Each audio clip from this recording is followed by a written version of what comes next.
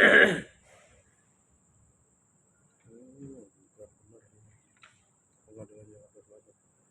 selamat malam Prof Bambang. Ya Prof, Selamat malam. ini ya minta ya. Prof, langsung aja deh terkait artis Wulan Guritno yang menggugat mantan suaminya terkait dana talangan rumah itu senilai sekian nominalnya itu gimana Prof menanggapnya? Dana talangan. Ya, sekarang begini, sederhana saja. Yang namanya satu perkara, satu gugatan masuk ke pengadilan, tentu pasti ada yang menjadi penyebabnya, ada pokok materinya.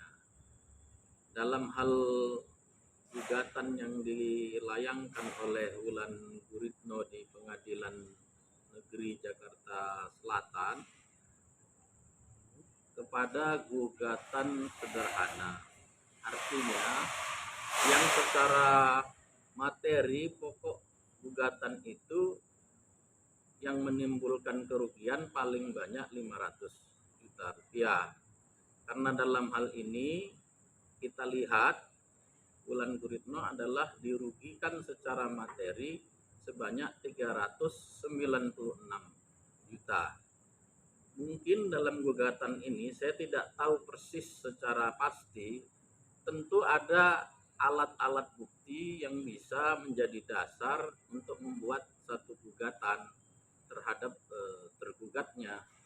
Paling itu yang bisa menjadi pokok dasar kenapa bisa dilayangkan gugatan, apalagi ini gugatannya gugatan sederhana yang secara peraturan Mahkamah Agung nomor 4 tahun 2019 itu dalam waktu 25 hari harus sudah putus dan mempunyai kekuatan hukum.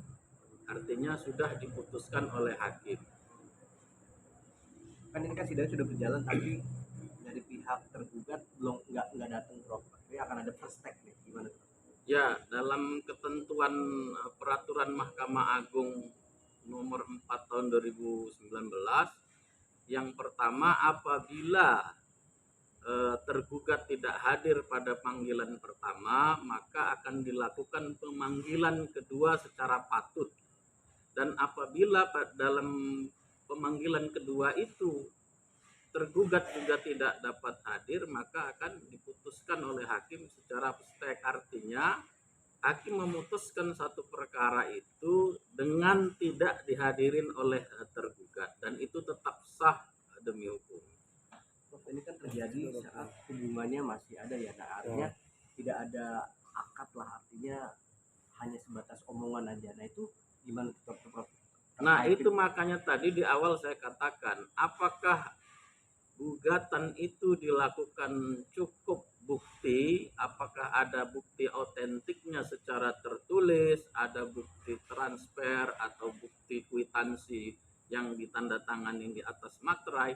Sampai hari ini itu belum terungkap. Silakan ditanya kepada yang menggugat, tentunya kepada Mbak Wulan Guritno atau kepada kuasa hukumnya, karena memang harus ada dan cukup bukti sebagai syarat untuk dilakukannya satu gugatan ke pengadilan gitu.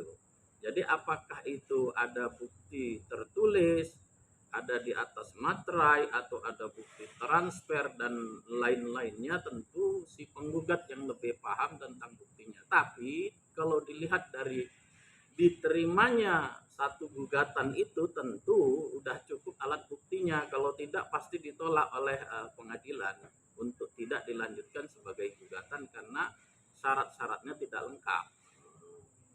Artinya kalau memang tidak ada bukti, kemana pihak penggugat harus meminta keadilan? Ya kalau tidak ada bukti ya tidak bisa dibuktikan, tidak ada gugatan. Tapi kan hari ini ada gugatan, berarti ada buktinya.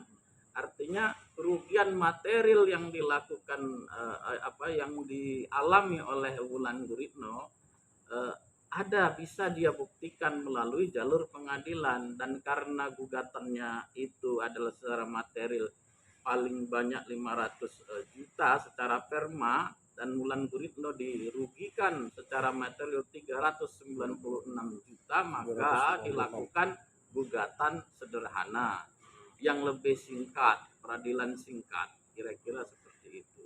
Prof, berarti kalau penggugat memang sidang kedua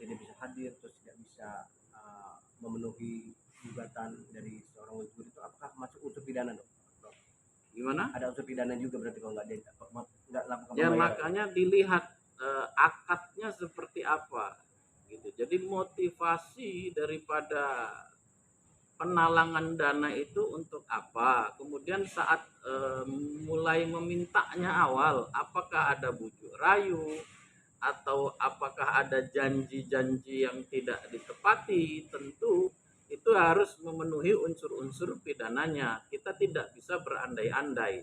Tentu yang bersangkutan yang tahu, tapi yang jelas kenapa dibawa ke ranah peradilan perdata, artinya satu sisi Wulan Guritno sudah menunjukkan hal yang baik. Dia ingin melakukan satu proses penyelesaian yang secara hakikat kekeluargaan tentunya. Dia tidak memilih jalan pidana, tapi memilih jalan perdata. Artinya itu jauh lebih secara kekeluargaan.